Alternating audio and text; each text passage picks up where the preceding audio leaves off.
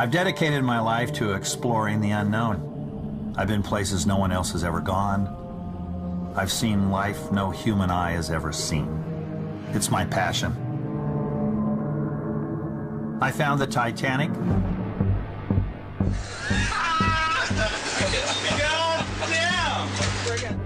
I survived crushing depths and a rogue wave.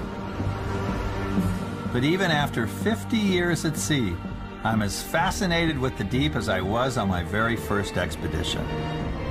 You want to know my most important discovery? Well, it's the one I'm about to make.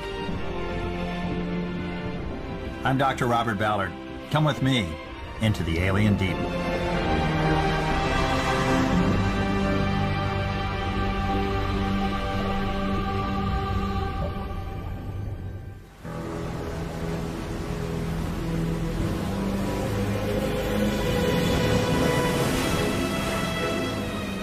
Everywhere we look, it seems the oceans are unleashing their fury.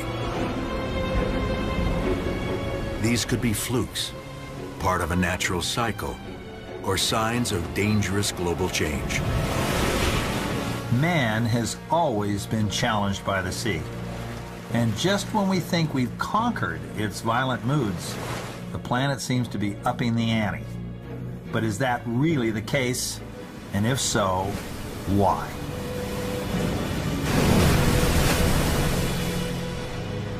So that's what I'm trying to find out.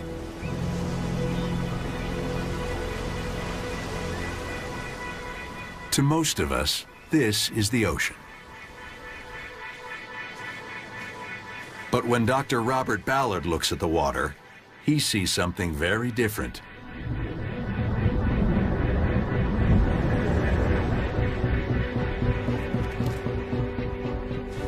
Something straight out of a horror movie.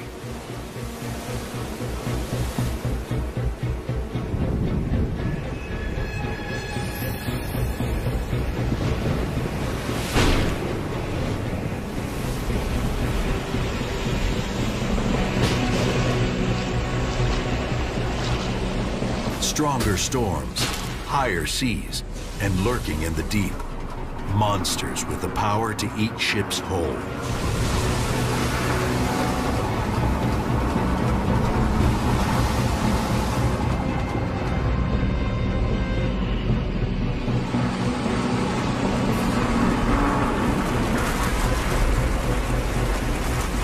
Few have met up with rogue waves like these and survived.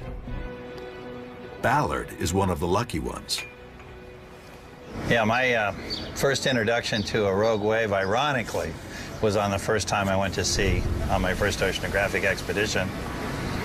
I was 17 years old, and we were in a tremendous storm in the North Pacific Ocean. We were in 45-foot swells, 15 meters waves were coming at us. It was like a roller coaster ride. And I was up on the bridge, and all of a sudden this monstrous wave just comes looming out of the sea right in front of us. Smashes right into the bridge, destroys the bridge. All the windows were knocked out, blew out the portholes, took away the mast, and we almost sank. And I was hooked for life. What a wave. I was too young to be afraid. I was in awe. Mariners have been telling tales of rogue waves for centuries. Massive walls of water that tower over the seas around them. 1981.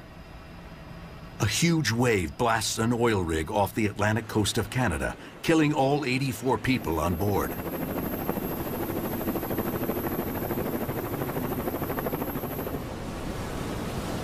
1995.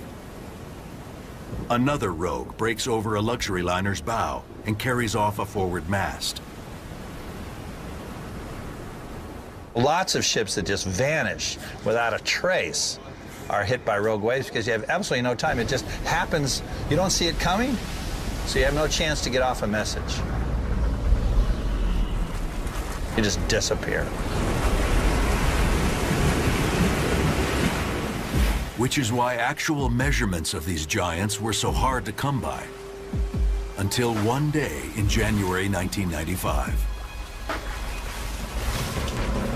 Hurricane-force winds blast a Norwegian oil rig. Workers evacuate the deck. But just below, pointing straight down at the oncoming seas, a laser rangefinder detects one giant wave after another.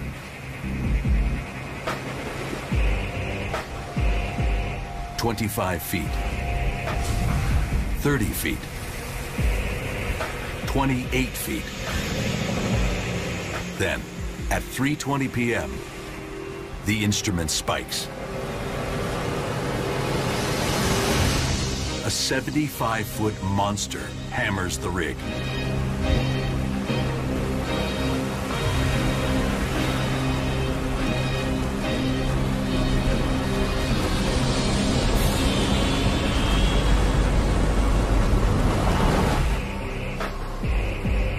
The platform survives, and the world gets its first incontrovertible proof of just how big rogue waves can be. What you get is you get two different wave patterns that intersect, and normally they cancel one another out. But if you do it just right, you can get them to add up and then have them shoot like that. And that's a rogue wave.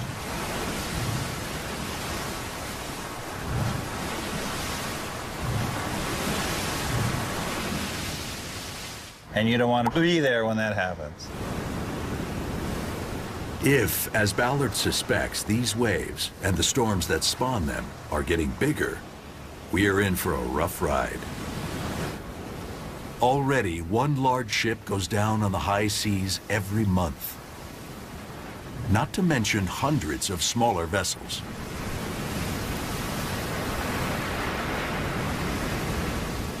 A ship a month. Think about that. And if the seas are getting rougher, that number is only going up. As a longtime mariner, Ballard can guess where the hotspots are likely to be.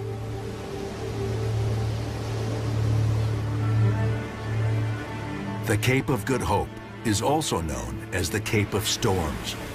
It is, at the moment, the choke of shipping in the world. No one really wants to go through the Suez Canal anymore because you've got to run the gauntlet of the pirates. Pirates are not predictable, so take your chances with the storms. Tucked away in a remote field office high above the Cape, oceanographer Jean-Pierre Arabonis has made a career out of predicting dangerous seas and rogue waves. His forecast can mean life or death for hundreds of sailors. I kind of built my business around this. I think I got a bit of a feel as to where these things are going to occur a bit more often than anywhere else. But it's a mixture of science and intuition.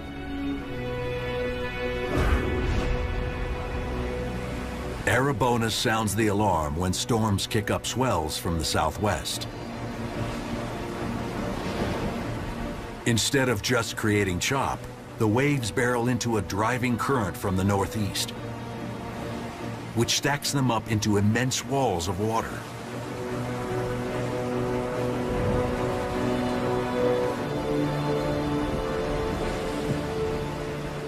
And that's where you really don't want to be. Certainly when there's a storm, when there's strong southwesterly winds, this whole area can become completely unpredictable.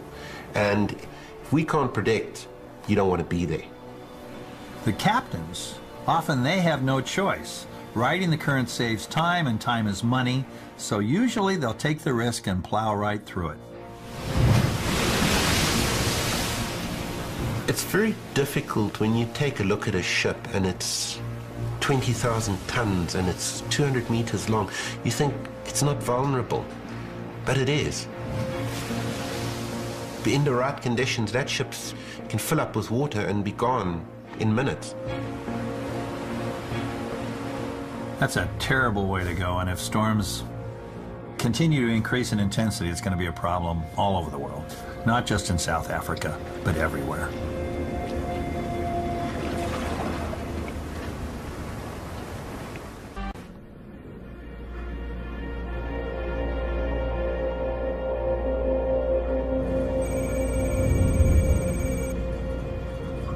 If Ballard wants to know about angry oceans, there's one place to look, and it's not out on the water.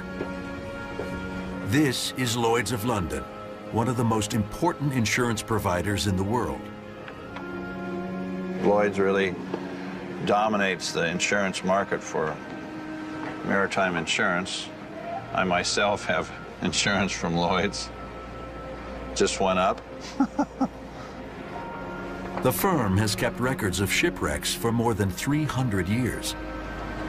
Sunk in deep water. Broke in two. Cape Town Rescue Center. Bulk carrier out of Malta. This is the log of the ships that Lloyd's of London insured that were lost at sea.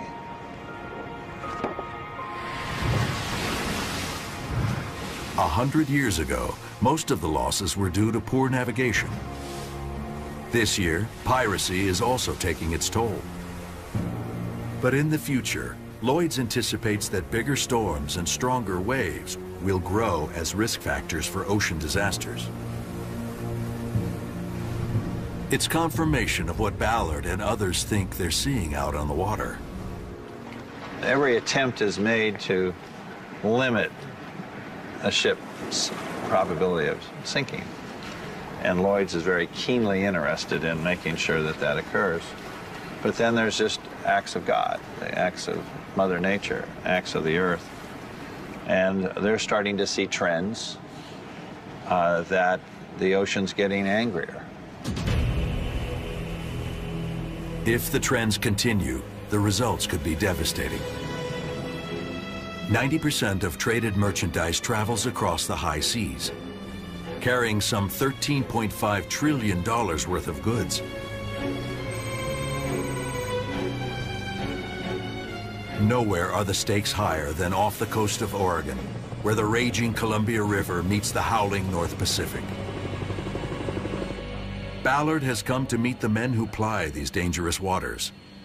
Dan Jordan is one of these boat pilots on the front lines.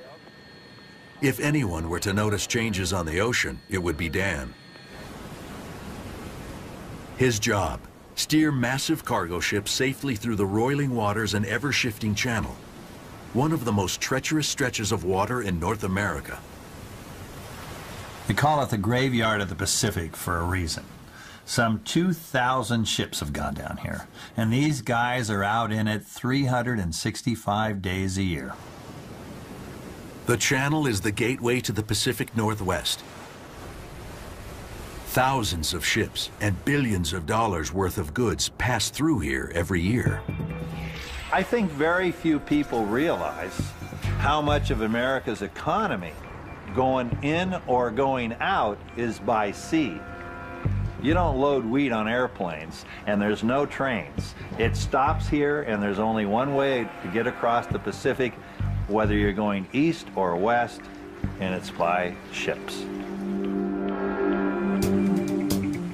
To guide the ships through the channel, the pilots first have to get on board. Option 1 is a vomit-inducing jet boat.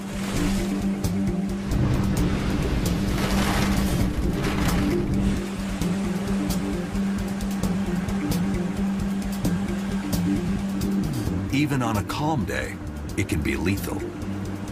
The team recently lost a pilot when he fell from a ladder in big waves and the current dragged him out to sea.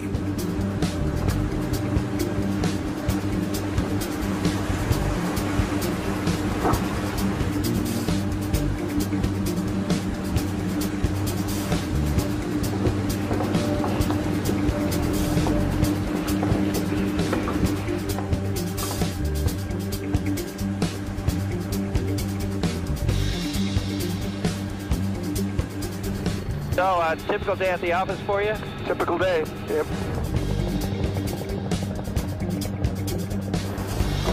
Option 2, the safe option, is dangling from a helicopter.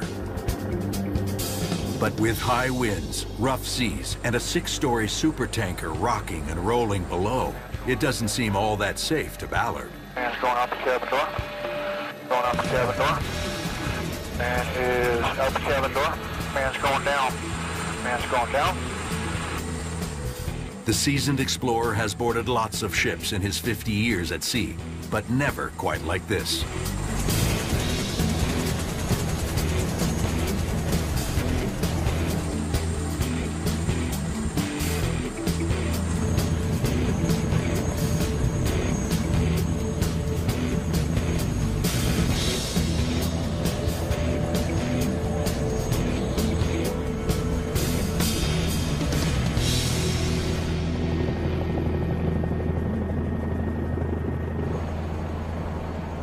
Once on board, Ballard and the pilots quickly find their way to the bridge. The pilots take command of the ship for the final leg into port. You know, you can steer your ship all the way around the world, but you need a pilot for the last stretch. The currents change, they're changing all the time, and only the pilot knows which route to take on any given day. Well, you're always on edge. Your senses are always alert to what's happening, but you also try and keep it calm. So even if it is a rough, tense situation, big seas or something of that nature, it's real important to keep things calm. But even then, bad things can happen. Waves stall engines. The wind pushes ships toward the shoals. In bad weather, the 3-mile transit can take hours. Dan knows these waters as well as anyone, and lately he's seeing a disturbing change. The weather patterns are, I mean, obviously changing dramatically, and that there's actually increased height in the swells. Yeah, we've been watching that for a few years now, probably 3 or 4 years in particular. The scientists are all saying that wave heights are increasing and storm intensity is increasing. Yeah. Well, and we are seeing some evidence of that. According to one study, the biggest waves in this region have risen 10 feet since the mid-1970s, and models project that they may rise as much as 50 feet over the next 100 years. That's a difference between a 3- and 5-story building.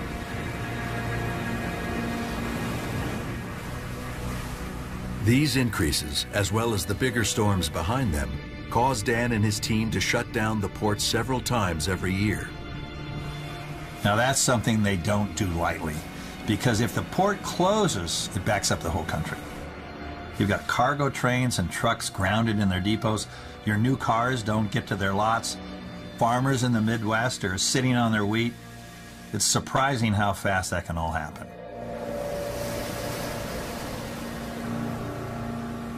imagine get sort of tense at times. Yeah, there's always a lot of pressure to get things moving, and that's part of our job. It's a constant battle. It's man against nature, and maybe nature may be winning.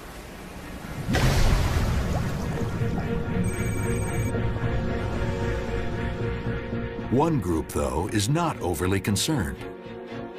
For them, the bigger the wave, the better.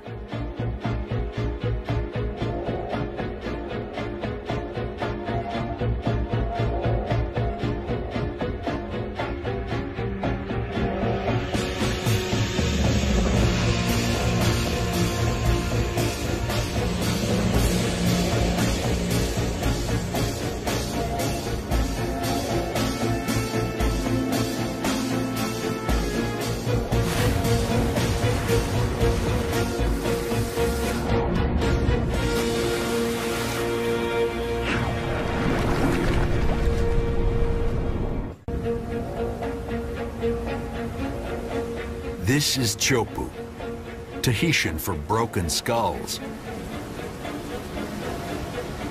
One of the baddest, heaviest waves on the planet.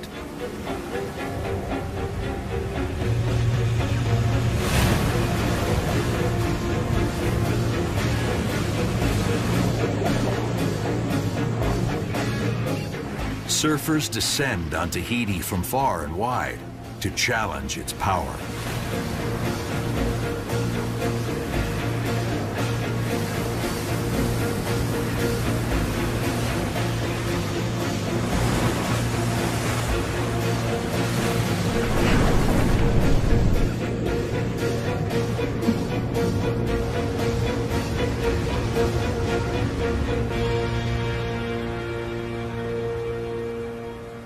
These guys are nuts. They track conditions all over the world. They have a better idea what's happening than most meteorologists. In fact, if changes are happening, these are the folks who are probably going to notice them first.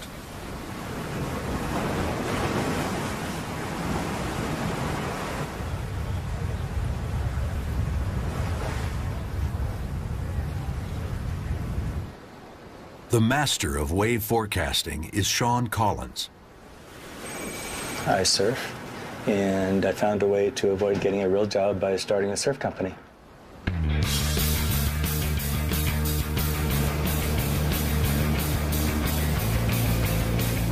Once upon a time, surfers were beach bums, hanging out on the sand waiting for waves.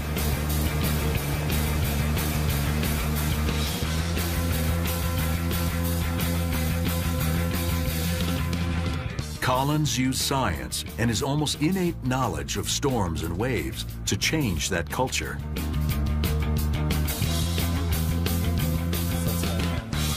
"40 years ago, he launched Surfline, which incorporates satellites, wave buoys, and supercomputers to predict the best surf waves around the world. Close to 2 million users access Surfline each month.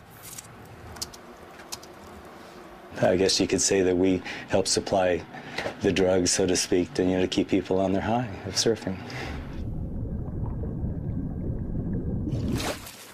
Tahitian pro Raymana von Bostelaer is a self-confessed addict. Some people have other things, and me, my drug is the ocean, That's what we all live for. Thanks to Sean's forecasts, Raymana can start preparing for a wave up to 3 weeks before it arrives. On Tuesday and Wednesday, we're going to get some good swell coming. We're forecasting this swell, to arrive in Tahiti before the storm that generated the swell even happened. So we're, about 3 steps ahead. The key is wind. A wave here in Tahiti begins where all waves do, far out in the ocean where wind blows continuously over open water. It starts as a ripple. Pushed by the wind, it travels and grows, often combining with other swells.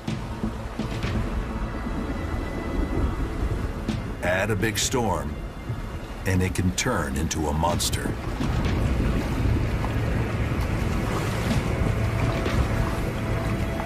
And then, taking all these wind speeds, we're able to calculate waves around the Earth, around the entire globe. The ideal situation for Tahiti is when the storms start in this area, underneath Australia here. Across 5,000 miles of open, wind-blown ocean, the wave can get big. And it eventually gets up to, over 50 feet. Obviously, if you're in a ship, you do not want to be in this area. But us as surfers, we're looking at this and we're all excited. Everybody's making the reservations to go to Chopu. Raymana's on the phone. Hey, Brother Sean, how's the swell looking? And we're going to go chase it. Accurate wind speed measurements are critical to the forecast. A 3-mile-per-hour miscalculation in a storm off New Zealand can mean a 4-foot difference in swell height by the time it reaches Tahiti. And it could arrive one day early or late. As our customers, our surfers, if we're telling them there's going to be a swell tomorrow and it doesn't show up till the day after tomorrow, believe me, they're going to hate us. Good thing for Sean and Raymana, Sean claims Surfline's forecasts are 95% accurate. Today, Raymana's got word that big rollers are on their way in.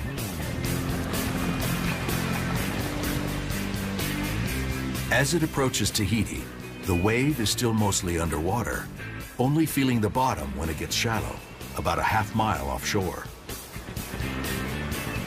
That's when Raymana catches his first glimpse. A dark gray bump on the horizon. As the wave barrels toward shore at speeds of up to 60 miles per hour, the reef shapes it from below. All of a sudden, they just hit a wall underneath the ocean that kind of stops them, and all that inertia just goes, whoo, you know, just throws all that energy straight up.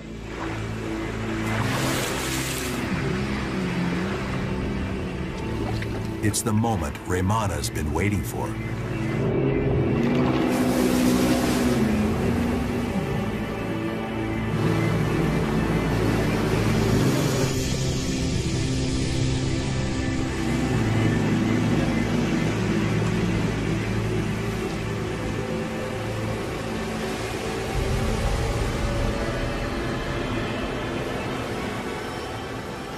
When she breaks, you have the sound of it. You know how it goes on the reef, how it breaks, boom, boom, boom, and you're like, ah, come on, you know?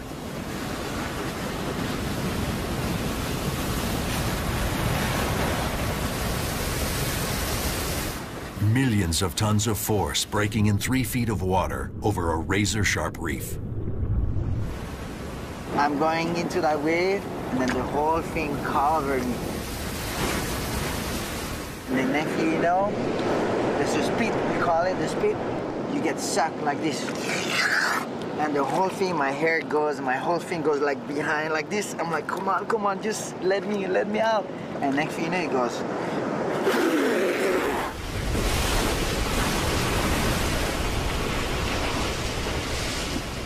And then somehow she let me go and let me out. You take it inside, you know, you're just holding for yourself. You got it, you made it, and it's so stuck. You just let everything out over there.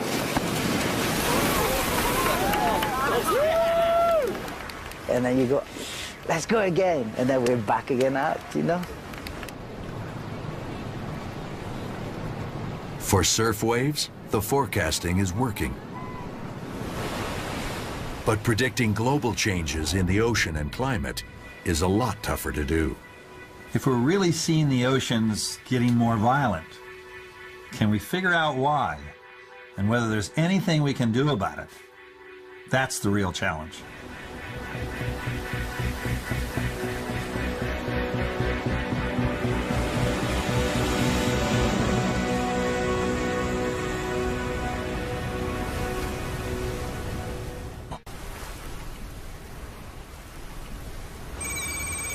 To predict if the oceans really are getting angrier, scientists need to look beyond anecdotal evidence. They need to understand how energy moves around the planet. Ocean currents are key.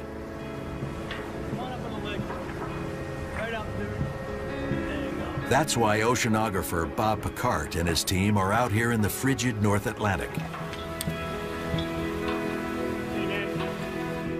They're searching for a new arm of the global conveyor, one of the world's most powerful current systems. Climate models suggest that the current lies a few hundred miles to the west, off the coast of Greenland. But Picard's hearing reports that it's also been spotted way out here, near Iceland. We thought we sort of had it figured out at this point. And then, lo and behold, my Icelandic colleagues a few years back went out and accidentally discovered another deep current off the continental slope of Iceland, which is sort of, you know, turn a community on its ear a little bit. The global conveyor is one of the most important features on the planet. It transfers heat around the globe and helps keep our climate stable. If Picard can prove his Icelandic colleagues right, he'd force a rethink of how the system works. You know, it's truly amazing.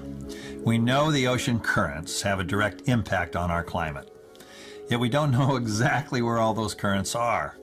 Despite our efforts to model the climate, it's just a prediction. As Ballard knows from decades on the ocean, it's an immensely complex system. The ocean is anything but static. If you were a water molecule and wanted to travel around the planet, it would be like getting in this roller coaster. Lots of ups, lots of downs, and it's a massive amount of water that's moving.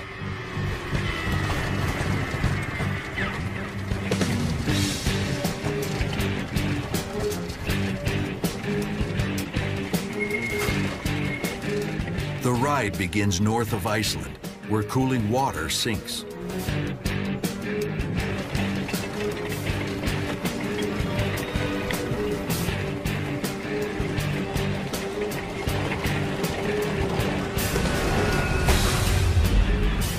The drop is slow at first, but as the current builds, it gains momentum.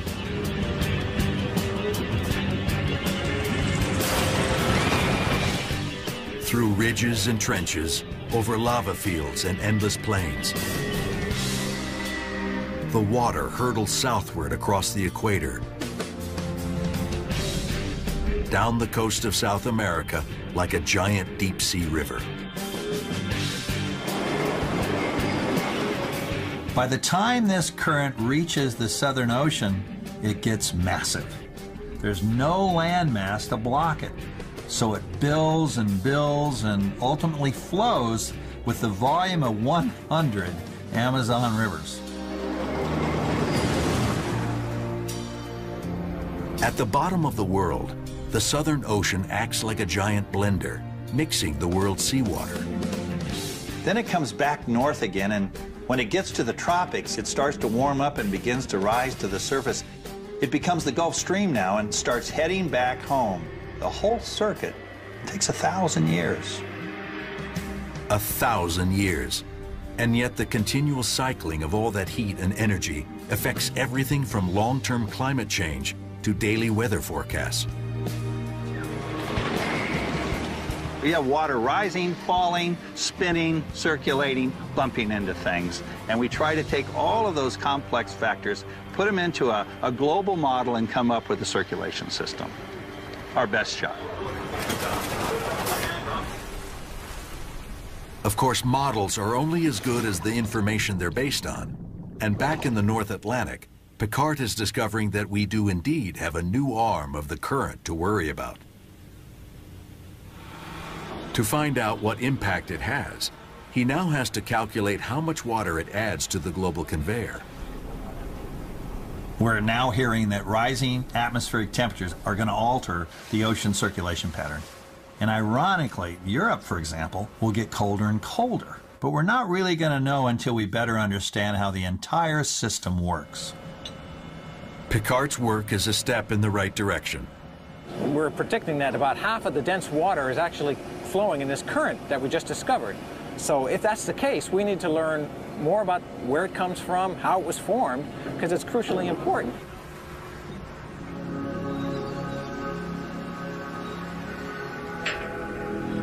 And currents are only part of the equation. To truly understand how the oceans are changing, we have to look at all the ways the ocean water gets circulated and mixed. For over a century, scientists thought currents, winds, and tides did all the mixing, not only churning the roller coaster, but also moving vast amounts of heat, gases, and nutrients. All that mixing is what keeps the oceans alive and fresh. The problem is, when you add it all up, the energy needed to do it, there's just no way currents, tides, and wind can do it all.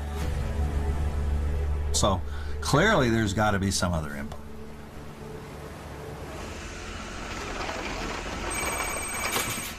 Bioengineer Kakani Katija thinks she's homing in on just that missing link.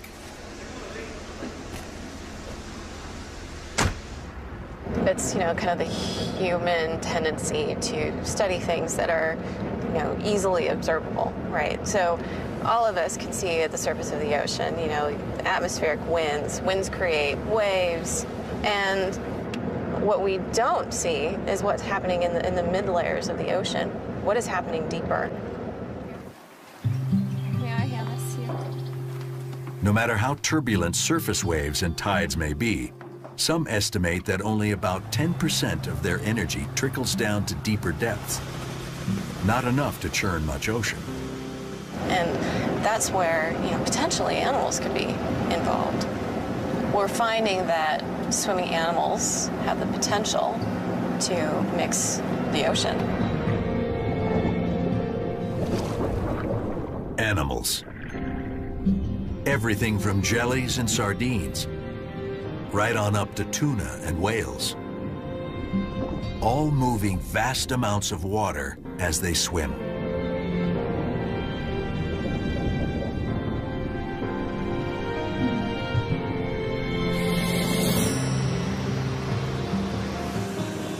Kakani wants to measure just how much.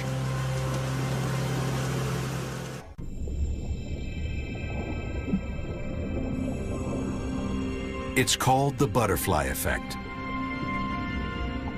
When something small like this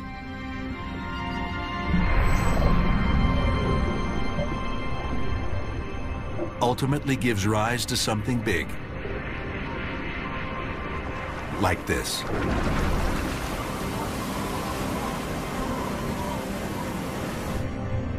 It's an effect nearly impossible to measure, let alone incorporate into climate models that tell us if the oceans are getting angrier. And yet, here in these remote waters of Panama, Kakani Katija is trying to do just that. If you can pick that up. If she can get past the venomous snakes. There's one right there. Don't come towards me.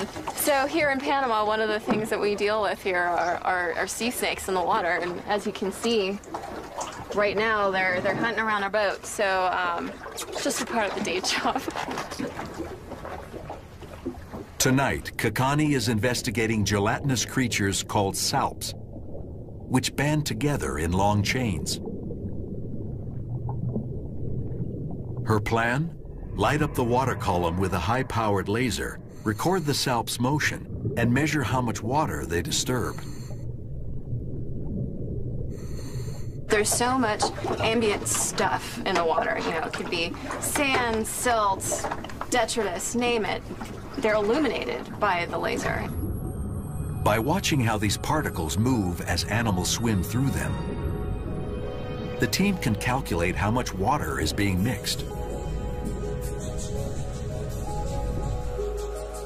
When they first started their research, Kakani and her team were startled by the amount the creatures could move, both by swirling it up as they passed and by dragging it along behind them. This is a mechanism that allows smaller animals to achieve appreciable mixing that was completely neglected. With every stroke, they transfer energy into the sea and mix it up, as Kakani demonstrates using a special fluorescent dye.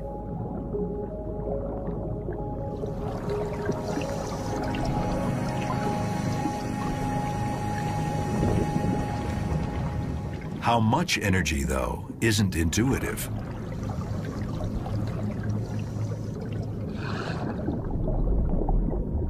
The original thought was only large animals will be able to mix the water around them substantially.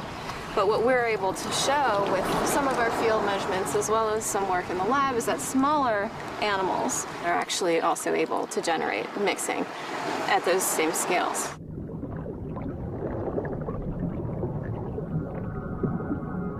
That may seem far-fetched, but when you sit down and do the math, you know, there are billions and billions of tiny animals moving around in the ocean all the time, and, you know, that could add up to a lot of water being churned. At the surface, this energy gets swamped by more dramatic forces, like waves and tides. But dip just 300 feet deeper, and you'll find a different, calmer world.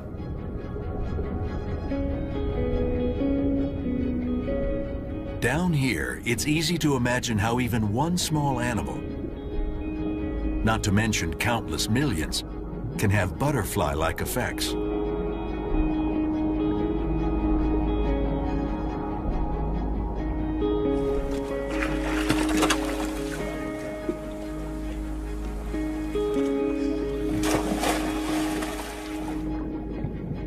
If we can show that the vast majority of organisms in the ocean are able to achieve appreciable mixing, I think it would be hard to ignore that input. An input that's hardly been considered, let alone worked into existing ocean and climate models. Once she knows how much energy each tiny critter can exert, Kakani can scale up her findings to measure the overall impact these animals have. The hurricane side of the butterfly effect. We're talking about the ocean. I mean, it's huge, right? I mean, the majority of Earth is ocean.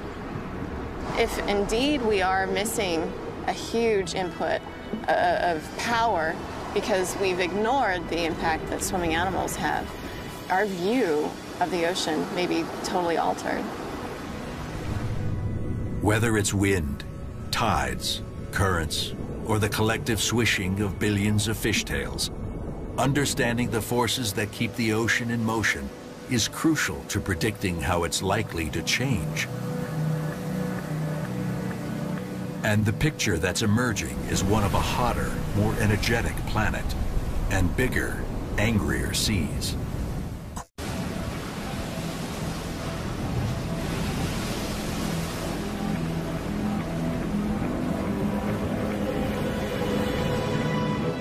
The oceans have always been a dangerous place for us humans. And from what Dr. Robert Ballard has seen on his journey around the world, things are only getting worse. The Earth is undergoing tremendous change right now. Change that we haven't experienced in the past. We've got a lot to learn about how it all works. But there is one common thread. The world's getting hotter, and that's putting more energy into the system. So from there, you just have to follow the trail, and that leads you to more violent storms and bigger waves. We know the world is heating up. We know heat energizes the ocean and atmosphere, powering more intense storms. Bigger storms create higher winds, which in turn churn up higher seas.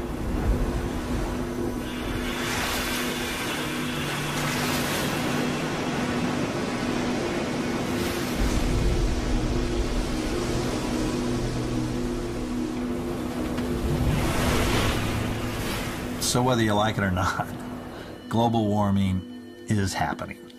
And we know that humans are behind at least some of this heat, and maybe a lot of it. We're burning oil, we're burning coal, and that all traps heat. We know this. We're seeing the effects. These effects will impact everyone, even people who crave the big waves. You want it or you don't want it, you know? And you want it because that's your job, that's what I live for, that's what I love it too. But you don't want it because my house is next to the ocean and I don't want to lose my house. Neither do the 100 million others who live near the sea.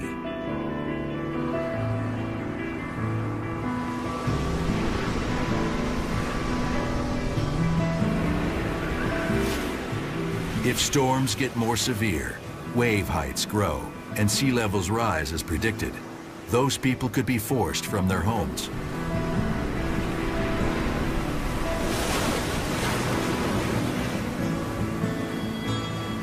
Damage to ships and coastlines could cost trillions of dollars.